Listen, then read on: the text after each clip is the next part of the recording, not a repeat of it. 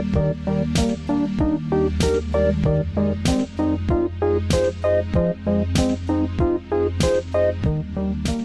it's been so long, I forgot how to do this with you. Isn't it super fucking weird? I don't like it. I don't like it either, Michael. I don't like taking I'm so breaks. glad to be able to talk in a sustained way. Talking, I like it. It's good, comma, actually. Okay, I've had like a month to think about this fucking tagline, and all I could come up with is still bad. Welcome to Maintenance Phase, the podcast that has been married 9 times, but continues to hope. Is that a thing that I know about her, or am I thinking of someone else? 8 times. You were so 8 close. times. 8 times to 7 dudes. Oh, really? One of them was a repeat offender? I didn't know that. Yeah, Richard Burton. It's the big one for her. You know, it's the big one. I'm Michael Hobbs. I am Aubrey Gordon. If you would like to support the show, you can do that at patreon.com/maintenancephase. You can also buy t-shirts, mugs, tote bags, all manner of things at TeePublic. Both of those are linked for you in the show notes. You can also subscribe on Apple Podcast. You'll get the same audio content as you get on Patreon. Same stuff. And Michael. And Aubrey. Today, we're talking about a diet book written by none other than Elizabeth Taylor. We're doing it. We're doing all the Hollywood royalty. We've done Gwyneth Paltrow. We've done Elizabeth Taylor. We've done Ed McMahon. Michael, tell me what you know about Elizabeth Taylor. It sounds like you know generally that she was married a lot. What else do you know about Elizabeth Taylor? Literally an actress who was married a lot. Great. We've reached the limits of my knowledge. I should also say before we sort of dig in all the way that this episode includes some really gnarly abuse stuff and some extra gnarly anti-fatness in it. So like really, really take care. It's an extra gnarly one. It's worth noting that Elizabeth Taylor is like an incredibly complicated person. Mm-hmm. She received incredible scrutiny for her appearance in the press from her loved ones across the board. Mm-hmm. And she was also repeatedly referred to as the most beautiful woman in the world. So in other words, a famous woman. She was famous and had the audacity not to be a man. This is what I wanted and a living nightmare. She's yes. Also a white person who played Cleopatra in one of the most famous and foundational cases of whitewashing African history, right? Like, yeah.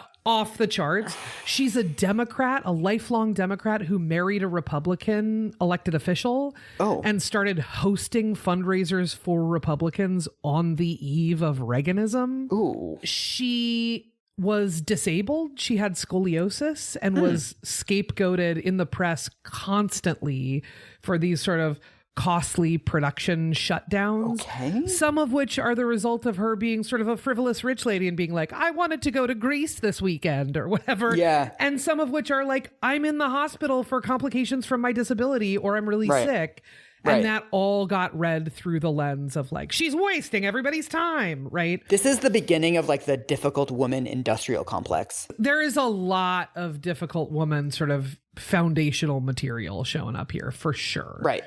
It is also worth noting that she was well ahead of most other folks, an outspoken advocate for people with HIV and AIDS in the 1980s. Oh, interesting. When the CDC and the Reagan administration were still sort of studiously ignoring the AIDS epidemic. And she established her own foundation to reduce stigma around HIV and AIDS. This is back when it was controversial to be like, wow, this lady's sticking up for people who are dying. Yeah, totally. What a weird thing for someone to do. Courageous, radical, dangerous, question mark? Yeah. Should we dig in on some, like, a little touch of 101 Elizabeth Taylor bio stuff? I like that you've made me feel weird about this person already. We gotta know what the weird tension is, because the tension, Michael, I don't want to spoil it, except I'm gonna spoil it. The tension is only gonna get tenser and weirder. Oh, good. Okay. So Elizabeth Taylor was born in February 1932 to American parents in London. Her father owned and operated an art gallery, and her mother had acted on Broadway when she was younger and really felt like she sort of missed an opportunity for herself to continue her career path in acting. So we've got a Nepo baby on our hands. We've got a Nepo baby. Part of the current discourse. Elizabeth Taylor moved with her family straight to California at age 7. Mm-hmm. And her mother immediately started preparing her for what she saw as sort of Elizabeth's inevitable child stardom. She was just like, Oh, wow. I have this kid. She is unbelievably, strikingly beautiful, even as a child. I'm going to make the most of it. So Elizabeth was expected to be immaculately dressed all the time in case they ran into any power players when they were out and about in LA. Oh, God. But also because, and her mom was very explicit with her about this, that when she was a star, this would be expected of her. You have to look impeccable all the time. Holy shit. So this was like preordained? Yes, age 7 is when these conversations are happening. Wow. She and her mom spent hours every day working on her look, her manners, her posing. God. In grade school, her mom talked about Elizabeth having a job, and her job was to become a star. Oh my God. This is like bumming me out so much. Oh, Michael, it's gonna get bleaker before it gets better. I just consider fame to be like a form of abuse. And It's like awful. prepping somebody for this.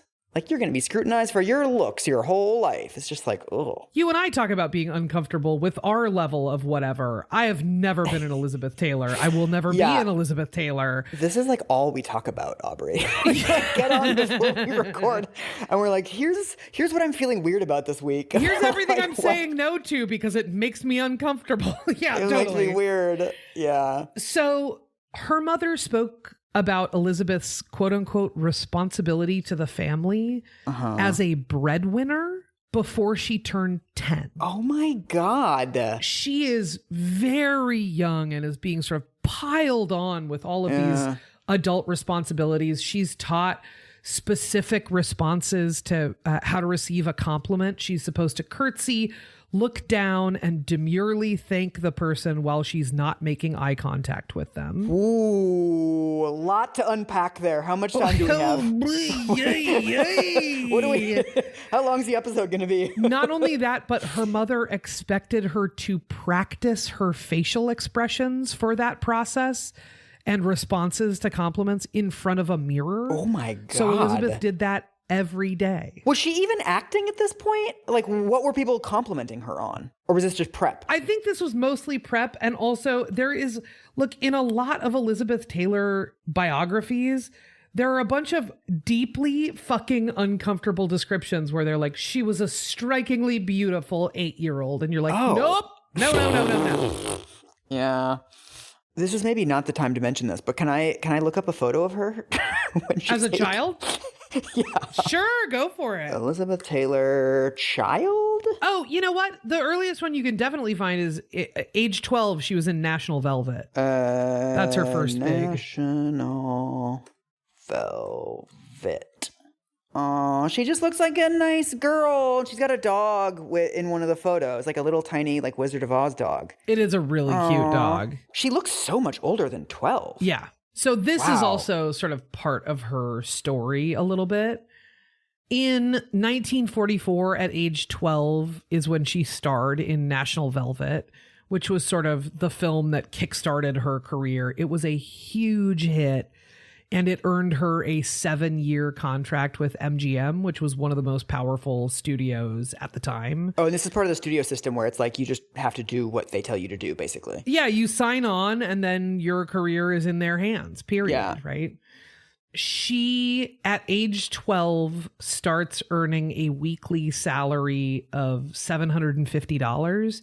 Okay. In today's dollars, that's $12,700-ish A week? a week. So she's earning $660,000 a year, just about. Wow. And this is the point at which she becomes the family breadwinner, sort of officially. That's a lot of bread. That's a lot of bread, and she is a middle schooler. Yeah, Jesus Christ. So she never really has a childhood to speak of. And by the time she turns 14, her mother starts dressing her in much tighter and much more revealing clothes Oh. and starts setting up photo shoots with a brief to the photographer to shoot this 14-year-old seductively and in a bathing suit. Oh, so it's like as soon as she has like boobs and hips, they're like already being like weaponized, basically. As soon as puberty hits, she is being portrayed by her mother as like a teenage seductress. It is then unsurprising that her first marriage is at 18. As we mentioned, she was married 8 times to 7 different dudes. As I sort of read about these relationships, many of them were profoundly and like explicitly abusive. God. Some of those husbands were physically abusive. Most were verbally abusive. Almost all of them picked at her body. Oh. Richard Burton's nickname for her was Tubby. Fuck off. Another one of her husbands, there's this sort of anecdote in the book that she talks about where another one of her husbands thought it would be funny to introduce her to his friends for the first time under a different name. And one of the friends says to her face, "Oh my gosh, you look like a heavier Elizabeth Taylor." Jesus Christ. And then her husband starts laughing and says, "I told you you were getting fat," and smacks her ass. Bad news all the way down. And on top of all that, she's like a working actor, right? So agents and casting directors and everybody ever is just like openly giving her notes on her body and her face and how she should look different and all that kind of stuff. Right. I wanted to talk a little bit about her marriage to her first husband, who is Conrad Hilton Jr., the heir to the Hilton fortune. Oh, he's like a Hilton. This was sort of seen as a mutually beneficial relationship at the time for sort of social climbing purposes. Okay. Elizabeth Taylor was a young, promising actor who didn't really have a foot in the door with high society. The Hilton family at this point is frustrated with being seen as sort of quote unquote new money, and they think a Hollywood marriage will help them be seen as more established. Big problems. We're rich, but people think we're the wrong kind of rich. Yeah, totally. What a shame. What you must have been through. At the time that they get married, Elizabeth's mom is aware that Nikki Hilton was very big into drinking and gambling. And it was much more important to her that the Hiltons had sort of the wealth and cachet that she was after. I love that this is the time in Hollywood where it was like, yeah, the fact that he's like a huge piece of shit, it's like, is that really that big of a deal? But she gained 2 pounds over the course of the last year. It's like the moral standards applied to men and women are just completely upside down. So over time, and not even over that much time, like in a matter of months, Nikki Hilton's like extremely dark side sort of starts to come out in their relationship. He becomes increasingly just furious that he is being overshadowed by his young wife. Oh, God. That fury starts to manifest more and more as like extraordinarily brutal physical abuse. I'm not going to tell the details of this one, but at one point she becomes pregnant and he becomes so abusive that he causes a miscarriage for her. Oh, fuck. God. And she leaves immediately. She calls her mom and is like, "I'm out of there. I can't do it." And her mom tells her that she should have tried harder to stay together. Jesus Christ. It's grotesque. As soon as they break up, Nikki Hilton starts going to the press and talking like horrific shit about her. Oh, of course. This piece of shit move where you're like trying to preempt any of the rumors and you're like, she was difficult and crazy. She's going to say stuff like, I used to hit her. It's not even that, Mike. Horrible. At one point, she's photographed at different points with different men, including like she has a number of like good friends throughout her life who are like gay men who are sort of famously closeted gay men, right? Oh, Rock Hudson. That's like the only other thing I know about her. Rock Hudson is a good friend of hers. Montgomery Clift is a good friend of hers. Like there are a number of these, right? So she's like photographed with men from time to time. And Nikki Hilton goes to the press and says, quote, "Every man should have the chance to sleep with Elizabeth Taylor, and at this rate, every man will." Oh, he says that publicly? He says it. He calls a reporter to tell a reporter this, and then that reporter is like, "Good point," and prints it. He's like, "Look, I have the most horrifying zinger you've ever heard. Let me tell you the most fucked up shit anyone has ever said about their ex-wife. Please put this in the newspaper." The other relationship that seems worth naming here, if we're doing like a highlights reel, is the one man that she married twice, Richard Burton. Right. Whom she met while she was filming Antony and Cleopatra.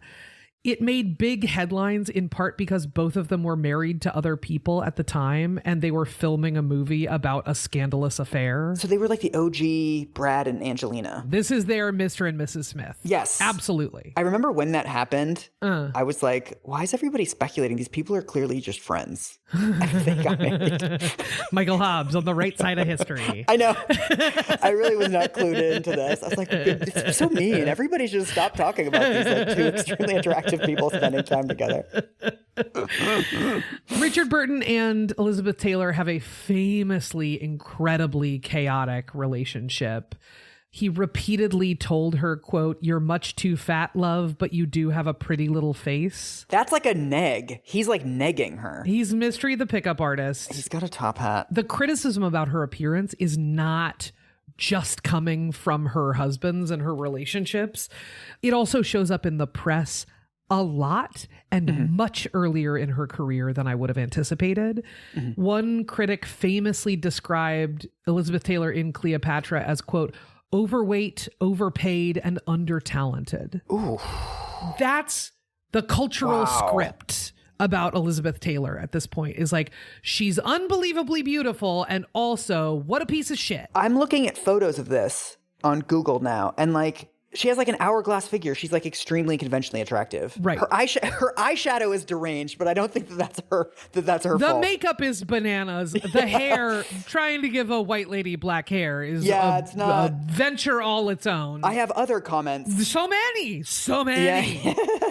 We're going to talk about her marriage to U.S. Senator John Warner. They got married in 1976. She was 45. She is getting more and more and more scrutiny for her body because she is back in the public eye in a new way. And she's in her mid 40s and she looks like a woman in her mid 40s, right? Yeah. She's like put on a little bit of weight. She looks a little bit older. After her marriage to the senator, she checks herself into Betty Ford for a dependency on pain pills, which is where she meets her final husband, Larry Fortensky. Later in her life is actually where the bulk of her wealth comes from. That's when she starts endorsing products, including first a perfume called Passion, Okay. and then White Diamonds. White diamonds. She was just this lady on TV talking about perfumes. That's like, when I was a kid, that's like all I knew of her. Same here. Yeah. Okay, are you ready to watch White Diamonds? Wait, really? I sent you the link. Dude, yes. Oh, the editing, it's like MTV Cribs.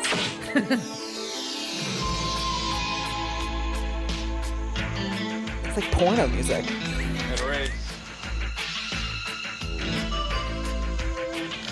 Not so fast, Ron Ryan. These have always brought me luck. White Diamonds, the intriguing fragrance from Elizabeth Taylor. These have always brought me luck. Oh my God, I just got, what's like the good version of a heart attack? I just got something that is like so much nostalgia. Isn't it wild? I have seen this ad like 400 times and have not thought about it since. It sort of like activated the same part of my brain as like the Viennetta commercial. Yeah. Oh where my they're all God. eating Viennetta Yes. martini Yes. glasses. I am like watching this ad. I am homesick with like the chicken pox in like elementary school, and I'm watching TV at like 11 a.m. Yeah, Where they that's have the right. weirdest shows and the weirdest ads, and like this is just always on. That is my entry point, it like sort of chronologically in my life to Elizabeth Taylor stuff, right? Yeah. Is seeing her as this like sort of coded as glamorous lady in 80s terms, which means a wild look. And also, as a young person, you never see like quote unquote glamorous people who are older than like 23. Certainly not in the 80s. You're like, what is this woman in like a normal age being on television? Yeah. And during this sort of cash grab era, during this extremely profitable era for Elizabeth Taylor, is when she writes her diet book, Elizabeth Takes Off. We've circled back to the title of the show. This is where we would put our first ad break if we were like an intro show. And then sell some mattresses. So I just sent you the cover of Elizabeth Takes Off, and I would love it if you would describe it.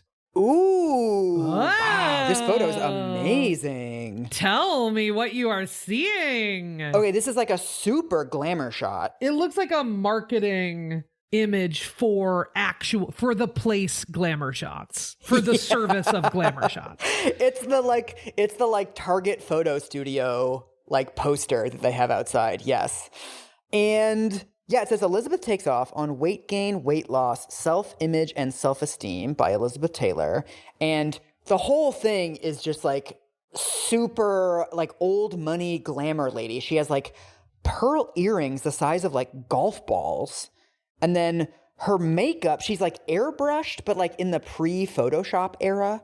So she just looks like sort of blurry and like washed out. She really does. She looks gorgeous in an extremely 80s way. Those giant 80s. pearl earrings are surrounded by a huge gold braid. Yeah. That big like clip-on earring kind of look from the 80s.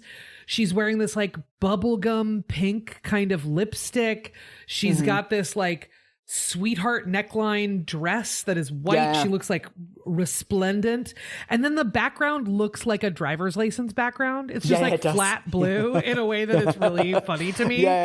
So she looks like amazing on this. And it's totally like, buy this book from a movie star. So this is like end of career. This is like her looking back on her career and her legacy. This is not a mid-career book. This is a retrospective. Right. The author here is listed as Elizabeth Taylor, but this is a time when her top priorities are like making money and doing her advocacy work. Right. So it is ghostwritten. It was written by a writer named Jane Scoville. Okay. According to the Washington Post. This is as reported by the Washington Post. Scoville also ghostwrote for Ginger Rogers, Tim Conway, and Kitty Dukakis, among others. Dude, when I was a kid and dreaming about becoming a writer, I dreamed of two things. One, becoming a ghostwriter for celebrity memoirs, and two, writing novelizations of movies. Those were like my peak pinnacle goals as a writer. When I was a kid and I dreamed of being a writer, I dreamed of being a speech writer. Oh, yeah? And then I realized that's like mostly not a job. And when it is, you have to be like on a presidential campaign or some like absolutely hellacious scenario that I absolutely don't ever want to be part of. And I was like, I used to do like speech writing background stuff for like various UN people. And there would be times when like they would be having a debate where they were like fighting each other about something. And I would be writing both of their speeches. I'd be like, what my colleague doesn't understand. Like they're both feeding me lines. it's like your version of like a stuffed animal tea party. Just like acting out like the Lincoln Douglas debates. So when Elizabeth Taylor releases this book, her press, like the quotes that she gives to the press around this book are so fucking rough. It is a real indication of how much shit people talked about her body throughout her career, and also how effectively that trained her at talking about other people's bodies in those same terms too. Right. So in the Washington Post piece, they say, quote, she doesn't buy the theory that as people age, a bit more weight fills out their faces attractively. Oh. I think that's bunk. I think that's a cop-out, is what she says about that. And she talks throughout this book almost constantly about cop-outs. She imagines these whole narratives that people who are fatter than her have about their bodies, and she summarily dismisses all of them as excuses or cop-outs. It's like a portrait of how bias gets reproduced, right? Because it's not only adopted by the majority, it's also adopted by minorities themselves. So you have her like internalizing all this like anti-fat shit, like the terrible treatment that she's gotten. She's like, yes, you're correct about that. Like you were right to criticize me for my looks. And now she's like criticizing other people. It's really bleak. I think it's also like, to your point, in addition to sort of showing how bias operates, it also shows how abuse operates, which is that we like experience abuse and take it on. And that causes a number of like really hard and horrific outcomes in our lives. Right. And one of those hard and horrific outcomes is that it trains us to be abusive toward other people. Ultimately, it's like, well, if I hadn't been so fat, they wouldn't have said those horrible things to me. Right. Absolutely. That's just another way of defending that treatment, which is totally indefensible. That is essentially the thesis of this book. Oh, God. Jesus Christ. The hard thing is, like, I hear what you're saying about like part of how bias operates is that people on the downside of power take it in too. Elizabeth Taylor is not at any point in this book someone that I would consider to be a fat person. Right, in all of the right. photos that I have seen of her, in all of the everything. Yeah. She is not on the downside of power, but she is in an industry where her body and sort of scrutiny of her body is going to happen at a fever pitch, and that will make her feel like she is on the downside of power. Right. Even though she remains this like famously beautiful, famously wealthy, famously everything woman, right? It is kind of fascinating, right? Because by Hollywood standards, I guess, she like is fat, but by literally any other standard, she isn't. It's really fucking weird. And it mirrors, I've had at this point a number of conversations with people who are like actors now, who will sort of toe a really careful line in their conversations with me and be like, I understand that I'm not a fat person. And I also understand that I'm in an industry where I'm being treated like a fat person. It is kind of fascinating to me that like you've become a person who celebrities come to when they feel weird about their bodies. Not that many, but like there have been a handful, and I'm like, this is a part of this work that I did not anticipate. I'm a famous person with feelings. Let me call Aubrey. Yeah, What's totally. Aubrey gonna tell me? Totally. So the book is divided into sections, and we're just going to take it section by section. Section 1 is titled How It Happened, A Personal View. The it happened here is how she gained weight. This entire section that is roughly 100 pages of this book is just a little bit of her life story, mostly focused on her adult life, through the lens of, here's how I allowed it to happen, that at one point I was fatter than at another point. This is what we were talking about last episode about how like fat people are called upon to explain the origin stories of their bodies. Yeah, explain it. Right. Write a book. Of like, you're calling me fat and I'm going to tell you how I got this way. Yeah, totally. And you're right. Yeah. You're right, but you shouldn't have said it, is sort of Right. the vibe, right? The narrative that she offers of her own body feels really to me like an encapsulation of like very 80s sort of thinking about bodies and diets, which is that for her weight gain is both a reflection of her own low self-worth and a cause of that low self-worth. Okay. She says at one point, quote, "In my late 40s, weight gain became a primary factor in my feelings of self-worth. And when I finally had the courage to do something about those added pounds, I was forced to acknowledge that loss of pride played a large role in the reasons I put on weight in the first place." So she's sort of describing this like symbiotic relationship that again feels not dissimilar from like what you would have heard at Weight Watchers meetings at this time. So it's like basically everyone was terrible to me. And I started to internalize that criticism where it became part of my self-worth. And the solution to that is I should have lost weight. Yeah, absolutely. Absolutely. She also talks at this point about how this wasn't just happening in the press. It was also happening in her personal relationships. And she brings this up in sort of a sunny, chirpy way as part of the narrative. And I don't find it sunny or chirpy. I'm sending you a quote about her friends. She says, "Recently, some of my friends have told me how flabbergasted they were by the amount of food I could pack away. The awful part is I wasn't even aware of some of my gastronomic feats. It makes me wonder if it might motivate fatties to diet if someone filmed every meal and snack they ate in a day. The subject could then watch the movie and see firsthand just how much she was consuming."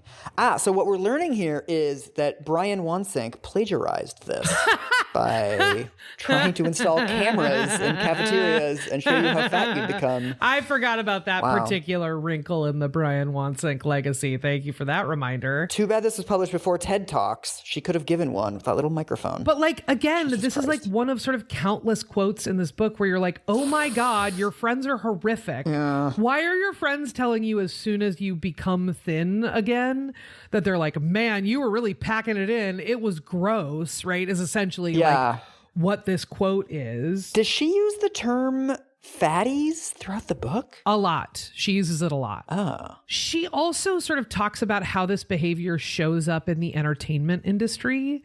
There are a couple of longer quotes in this episode. This is one of them, but I think it's worth, I'm like, I don't actually want to paraphrase it because the way she writes it is so It would sound like I was exaggerating. Okay. So I just sent it to you. She says, not so long ago, I was at a benefit with Joan Rivers, who had been foremost among the entertainers who made my weight the butt of their jokes. When I was ready to leave, she took my hand, saying, Elizabeth, you look wonderful. I just want you to think about why I said those things when you were heavy. Okay, I'll certainly do that, I answered, and tried to get away. She held onto my hand and repeated, no, I mean it. I want you to really think about why I did it. I didn't have to think about it. I knew what she was implying. She was taking credit for my losing weight. But I don't think you can justify cruelty and turn it around into a benediction. Jokes were made about my weight because they got laughs, period. Joan Rivers, in this particular anecdote, popping out of a fucking trash can to be like, you're welcome for making fun of you because now you're thin. Yeah, like making fun of you to a bunch of other people, like making fun of you publicly to like humiliate you. Yeah. You're welcome, bestie. Yeah, it's terrible. There is also a moment at the time that she is at her fattest. She gets a chicken bone stuck in her throat and has to be rushed to the hospital to have it surgically removed. Wow. This story starts to make the rounds, and it makes an appearance on Saturday Night Live. Of course. And we're going to watch a little clip of that. Oh, fucking hell. You're going to make me watch fucking Saturday Night Live? Can I tell you, this episode, musical guest, The Grateful Dead. What? That's how 70s it is. They're playing Casey Jones. I didn't even know that was like a thing. I didn't know they were ever famous enough to be on SNL. Oh, wow. for sure. Buck Henry was the fucking host? It's wild. This cheap politician, John Warner's wife, is none other than perhaps the greatest actress that's ever lived, and whose face has set the standard for screen beauty for so many years. Of course, I'm talking about Elizabeth Taylor. Oh, God. Liz, welcome to Celebrity Corner.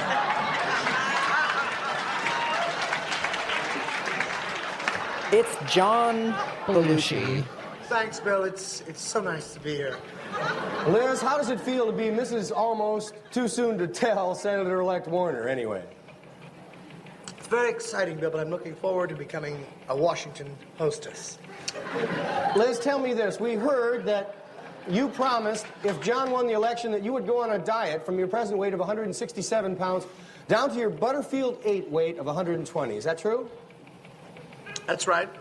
I'm going to start on a strict diet, nothing but chicken. That sounds great, Liz, but to me, I don't care how much you weigh, just so your cheeks don't puff up over those beautiful violet eyes that I've been in love with since National Velvet. Ah. Yeah. 12.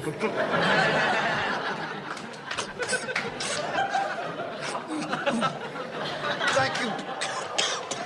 Thank you, Bill. That's more than...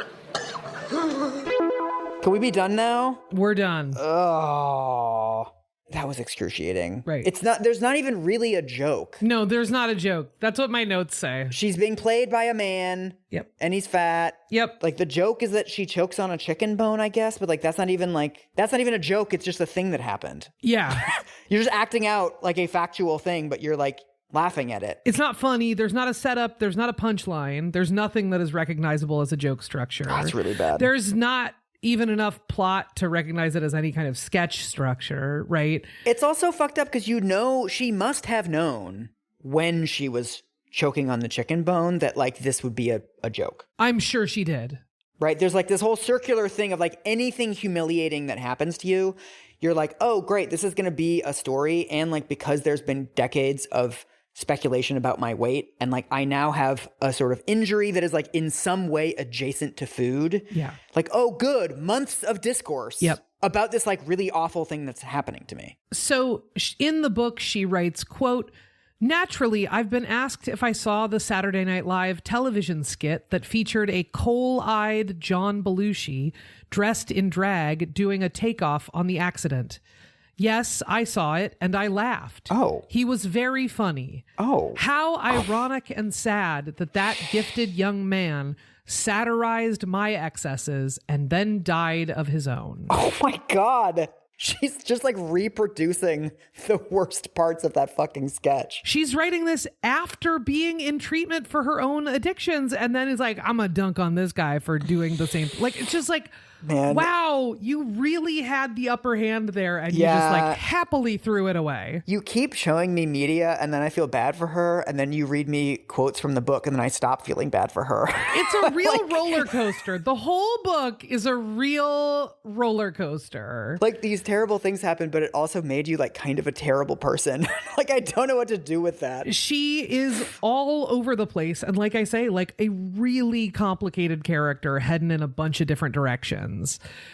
She, in this section, often describes sort of her own body in the same breath that she describes her theory of fat people's failings. Okay. So I'm going to send you a little quote. It says, "For a long time, I closed my eyes and saw what I wanted to see. I fooled myself by looking at my body with what I call obese eyes.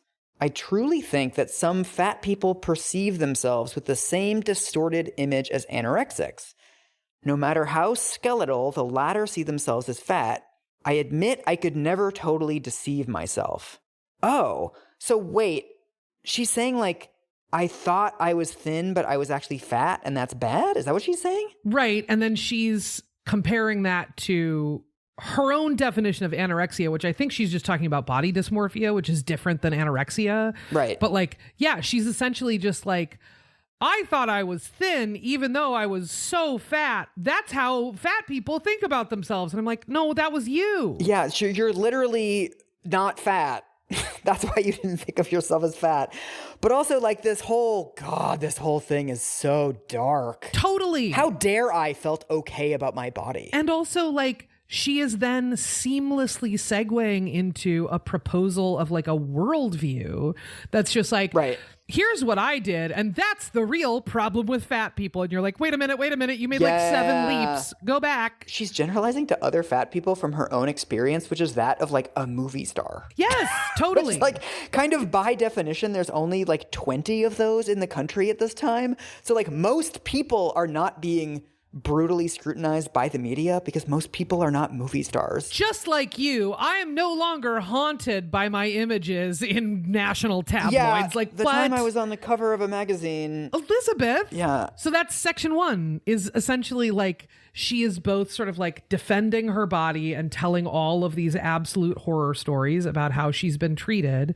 And then again, in the same breath, is turning it around and going, and here's how you should think about fat people. God, we're only a quarter of the way through this book. Jesus Christ, this is abysmal. It's so rough, This dude. is like so bleak, dude. This goes into the same category as many episodes that you and I have tried where I was like, we'll just do a diet book and it'll be Elizabeth Taylor's diet book and it'll be fun and frivolous and fizzy and fluffy. And it's not. Remember how I was going to do the Minnesota starvation experiment? And then I was like, Aubrey, I can't. Yeah, totally. This is worse. This is so bad. Okay, we're now heading into section 2, which is called Gearing Up for Taking Off. Some favorite tips. Oh, okay. Now we're into weight loss stuff. Okay. Now Yes. this feels like it could be slightly happier. Have you listened to our show? Okay, fair. This is where she talks less about herself and more about other people and more about like the mechanics of like how it's done, right? Okay. One of her diet tips is that you should make bribes. What? Incentivizing weight loss. This is a thing that comes up for a lot of dieters. I will say, as a kid, I heard from a number of adults that I should like get myself clothes that I really wanted that were like a size too small. And that would be like my motivation. Oh, or like you put a photo of yourself on the fridge being thinner and then you like won't eat the yogurt or whatever. Well, that is also one of her tips. She actually suggests at one point, she's like, I did that for me. I put a photo of my fattest self up on the fridge. And then she's like, for you, I'd suggest using a photo of yourself and not me. And I'm like, Elizabeth, who was going to use a photo of you? That would be so weird to have a photo of Elizabeth Taylor on your fridge. So she talks about the importance of quote unquote making bribes. And then she tells this horrifically gremlin anecdote that she frames up as like, I did a good deed. Let me tell you about a young woman I met a couple years ago. She was one of the most appealing girls I've ever known, with fair-haired, blue-eyed good looks. She was bright, vibrant, and intelligent. She was also obese. She told me she was getting married in 6 months and was trying to lose weight. Although I normally don't go around poking my nose into other people's business, there are, as you know by now, occasions where I can't keep from interfering. On impulse, I handed this girl a mimeographed copy of my diet and said, follow this, and if you lose 50 pounds, I'll buy your wedding dress. You should have seen the expression on her face. She took the diet home with her, and for a few weeks, she was afraid to begin. She had been trying to slim down since she was a child. Her parents had taken her to nutritionists and clinics and special summer camps until she just couldn't bear to even hear the word diet. She might never have started mine had her fiancé not stepped in. He told her at least to give it a try. She did. Later, she told me it was the first time in her life she had actually enjoyed eating while on a weight reduction plan. By the time her wedding day rolled around, she'd lost 45 pounds. I still bought the dress. I can't say that the promise of the dress alone did the trick, but rewards do help. Oh, so it's somebody who's like tried losing weight her whole life and like nothing has worked, but here's my dumb celebrity plan. And also like, thank God her husband told her to lose weight before the wedding. Right. And also Trash. Elizabeth Taylor carrying around copies of her diet for just such a moment. On the off chance a fat person says anything in my presence. Be like, have you tried this piece of paper? Right. And then it's like, I took care of a major wedding expense for this person by essentially like coercing them into dieting. Yeah. The other version of this story is like, I either gave somebody an eating disorder or made their existing eating disorder worse. You're welcome. The best thing about being rich is lording money over people and making them do things for you, like a trained seal. It's wild to me that this is presented as like totally unbidden good feedback where she was like, she really liked the diet. Where I'm like, what did you think she would say to you? Yeah. Wedding dresses are expensive. Are you ready for another diet tip? No, but okay. Okay, well, you're right not to be ready because the next diet tip is use threats and shame. Oh, God, of course, of course. She talks about how you also need to use negative incentives, like a husband who said this to his wife, hold please for quote. I always play the terrible husband on this show. Darling, I know I can't keep nagging you about your eating habits, so I've decided this will be my last word. The day your weight goes higher than your IQ, I'm leaving. Dude, the average IQ, by definition, is 100. Yep. So unless your wife is like hella super genius, this is a fucked up thing to... I mean, it's a fucked up thing to say regardless. It's a fucked up thing to say regardless. But still. You're comparing two famously fraught garbage measures, IQ and weight. Right. I want to do a eugenics twice in this conversation. I want a wife that's thinner than she is smart. What? Usually that trade-off is not this explicit.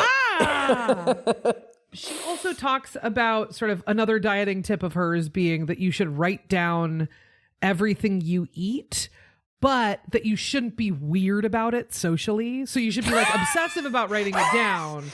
But, quote, when you're dieting, be discreet. You don't have to report to your acquaintances as though they were the commanding officers of your great war against fat. Even your most supportive friends can become bored.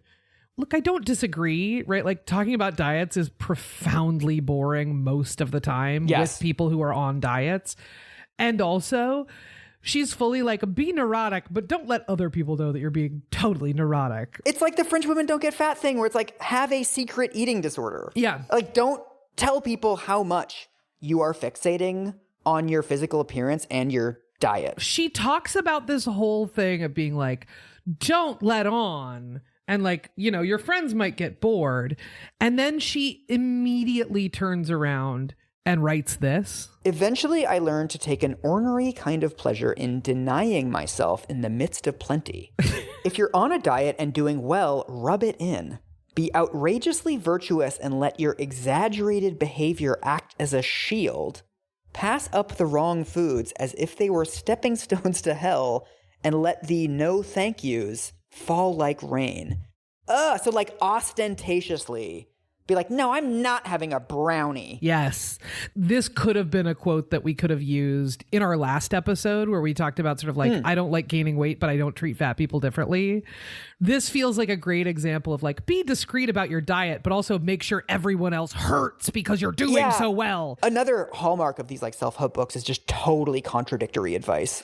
Just like back to back. Our next diet tip is don't count calories. Reasonable stuff. Which sounds Queen. like a really good idea, but then she explains her reasons why. I sent you a quote. Oh no. I hate it when I see little dots in the chat.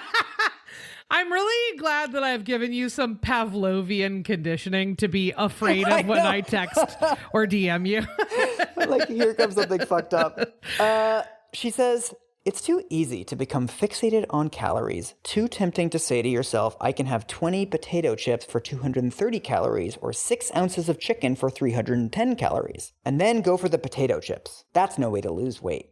If you must know the number of calories you'll be getting on my diet, it's somewhere in the neighborhood of 1,000 a day. God, she's playing the hits, huh? Don't count calories because you're not going to go low enough. Because you're going to be hungry and grumpy all day.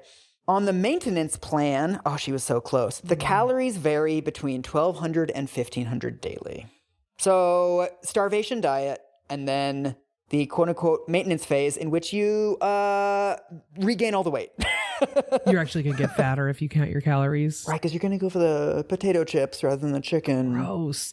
This felt to me like a really good example of why sort of anti-diet work is necessary but not sufficient, right? If your analysis stops at diets are bad, you can end up in weird places like this. Right. Diets are bad because you actually don't diet well enough when you're on them. Right. It feels to me related to sort of like how folks are currently invoking the phrase diet culture to describe kind of everything. Diet culture is a term that allows thin folks to recenter themselves in conversations that are often about anti-fatness, or maybe about classism, or maybe about racism, or might be about like a bunch of different things.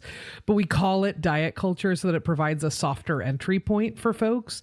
But also, when you call it diet culture, it doesn't require any further analysis of folks. So again, in this case, right, you've got Elizabeth Taylor ostensibly saying a good thing, like, don't count calories, and then being like, the reason is this. It's because you won't be like essentially restrictive enough with yourself, right? I'm glad that this book allowed you to say something on the show that you've said to me off the show numerous times. Yeah, there we go. The show doing what it's supposed to do. So there are more diet tips than that. Those are some of the sort of high points, but it's worth noting that this entire section is powered by this explicit disdain and distrust for fat people. She is constantly sort of batting off these sort of imagined excuses, quote unquote, that her readers might have for not losing weight.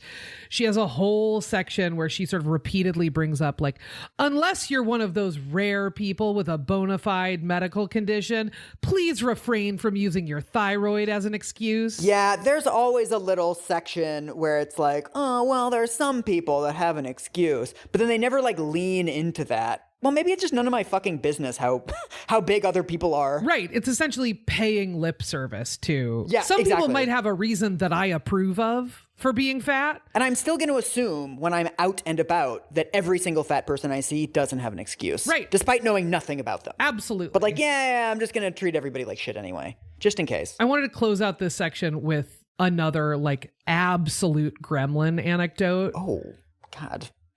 Some fat people will only pick at their food in public. Whenever I went out with a certain friend of mine, she would never touch the bread or rolls, would order sensible entrees, and would never ask for any dessert except fruit. Meanwhile, she weighed over 200 pounds. For a long time, I bought the story that her metabolism was so screwed up she couldn't lose weight no matter what. Maybe not, but one night after a dinner party at her house, I saw what she really ate. She had cleared the dishes into the kitchen, and after she'd been absent for a while, I decided to go and see if I could help with anything. I found her standing over the sink scraping plates. But before she threw away the scraps, she was shoving the choice pieces into her mouth. I felt so sorry for her. All the time she was blaming her metabolism, she had to live with this monumental lust. I ducked away before she saw me, but I have never forgotten the sight of her putting garbage into her mouth. This is like a super fucked up thing to put in your book, because that person must know Right. who they're talking about. That's the unwritten part of this story, is like, she never saw me and I never said anything about it to her. I just wrote about it in my giant book that I did a full court press about. Put it in my best-selling book. The function of this anecdote is, if you mistrust fat people and their narratives of their own bodies, you're right. There's probably something else going on. Yeah. Fat people are liars is the moral of this story. And like anyone who says like, I have a slow metabolism, they're really just like binge eating every night. Also, like, it is very strange to me that she reconfigures like the meal they just ate as garbage. Right. You were just eating Right. that off of a plate, and then when the plate gets taken into the kitchen, you decide that this is now garbage? What? It's also so fucked up to act as if thin people don't have occasional binge eating behavior, right? Like sometimes I will have like a box of Oreos in the house and I'll eat the whole fucking box. Right. And it sort of is a reverse engineered justification for the way that Elizabeth Taylor describes herself treating fat people throughout this book. Right. Is she's like, aha, I was right all along. Right. Right. Genuinely, maybe this is a one-off. Genuinely, maybe this is something most people do when they're clearing plates. Yeah. Is go, oh, there's still like a little piece of steak that looks pretty good on there. Yoink, chunk. Yeah. The inclusion of this passage is only to be like, gotcha to all fat people. Yeah. At the expense of her friend of years and years by her own account. Also, not to like tell you how it feels to read this as a fat person, but Yeah. isn't this also the thing that fat people are afraid of, that like their thin friends are fucking surveilling them all the time? I don't think it's something that I'm afraid of. I think it's something that I'm aware of, that it's happening all the time. That is like literally happening. It's really interesting to me. There's this sort of whole line of rhetoric around anti-fatness that usually comes from thin people that's like, no one's paying as much attention as you are, and like you're Right. probably just imagining their judgment. And I'm like, you need to walk through this world as a fat person, because it's not imagined when people just go, I've been noticing that you're eating this garbage, and maybe if you ate this Yeah. other garbage that I think is good, you would be a thin person like me. Right. People just like say it outright to you. This is why it feels like, especially in sort of like fat activist-y spaces, like fat people are oftentimes pretty slow to trust thin people. Yeah. Which like makes sense to me. Right. Like, so this is also like an instruction manual to anti-fatness sort of throughout this Right. book. She's telling these little parables about like, here's how you should treat fat people. Here's what's really going on with them. And they are based on just like aggressively terrible behavior from her that is Right. also learned. It Right. didn't come from nowhere. It comes from her own trauma. And then she is unleashing that trauma on Right. the rest of the world, whatever fold. I'd love to read a memoir from her fat friend being like, my messy ass friendship with Elizabeth Taylor. Like I Jesus tried to be nice to this Christmas. lady, but like it was rough. She made it hard sometimes. Day 27 of knowing Elizabeth Taylor, she's told me for the 4,000th time while she stares at me, Yeah. at least I'm not that fat. Here's how I feel when I hang out with Liz. So section 3 is called The Tailor-Made Diet, which is a cute title. Okay. Taylor, like her last name, Tailor-Made. Fair enough, Liz. We're giving this to you. The diet itself is frankly very underwhelming. Yeah. It is straightforwardly a low-fat, low-calorie diet. She advocates for like aerobic exercise, quote unquote, which she's just like, try stretching. And I'm like, is that aerobic? But okay. Yeah. And her recipes. Oh no. Oh my God. Now we come to our favorite thing to do on the show. Talk shit on recipes in diet books. She has a dessert where she's like, you're going to love this dessert. And I'm going to send it to you. It's the most 80s shit. It's going to have cocaine and shoulder pads, isn't it? That would honestly be more interesting than what it is. It says chocolate fantasy, 4 servings. 1 envelope dietetic chocolate pudding mix. Half cup evaporated skim milk. Evaporated skim milk. 1 1/4 cup black coffee. 1 egg yolk. Combine pudding mix, milk, and coffee in a saucepan and cook, stirring over moderate heat until thickened. Remove from heat, add egg yolk, stirring constantly. Return to heat, pour into individual bowl. What? So it's like a pudding. It's Jell-O pudding plus black coffee and an egg yolk. And she's like, check out my amazing diet recipes. Oh. The only thing that's making this a quote unquote diet recipe is the quote unquote dietetic chocolate pudding mix, which just means like 80s language for low fat. Oh yeah, this is like the opposite of decadent. Totally. It's like air and wishes in the way that so much like 80s diet food is, right? Where you're just oh, it's like some kind of powder. Right. There's like a memory of the flavor of chocolate. Right. So then I'm going to send you also one of her suggested meal plans for the day. Okay, diet day 10. Breakfast, passion fruit, and then 1 slice of dry toast. Yep. Lunch, cold crab salad. Affordable for the everyman. Snack crudités. Oh, she's eating with Dr. Oz. With dip. Just dip. Yep. Dinner is grilled lamb chops with raita sauce, pureed summer squash, and brown rice. Anytime during the day, a half a cup of skim milk. That's your like snack. That's your treat. Ooh, man, that really hit the spot. Sorry, breakfast is passion fruit, lunch is crab, and dinner is lamb chops. Yeah. She has like multiple recipes for lobster in this book. Nice. And she keeps doing the like, if I can do it, anyone can do it. Yeah. You're like, Elizabeth, this is like cartoon rich people food. Yeah. And also someone else is making this for her too. I mean, she's not making her own grilled lamb chops, I presume. She's not putting tweezers with gold leaf on top of her lamb chops. There was a piece in The Cut where someone talked about trying the Elizabeth Taylor diet. Okay. At one point, this person tries out one of the recipes in the diet and says, quote, "For dinner this evening, I am supposed to cook a piece of steak, then sandwich it in peanut butter and bread. Oh, what? Despite being so hungry I could eat my hand, I cannot handle this concoction. I have 3 bites, then throw the rest out." But at least I've also declared bankruptcy from buying all the lobster. I bought a $40 ribeye and then slathered it with Jif.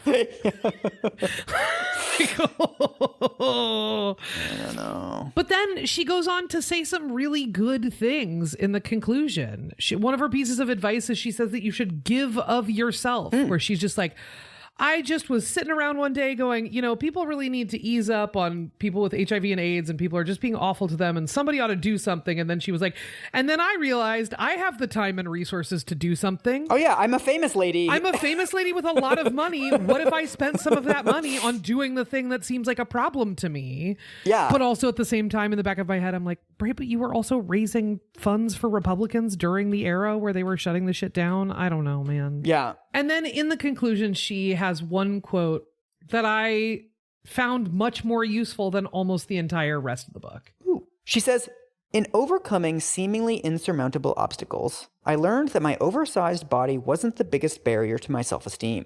To regain a healthy sense of self-worth, I first had to break down old fears and doubts and anxieties. Only then was I able to reshape my image successfully."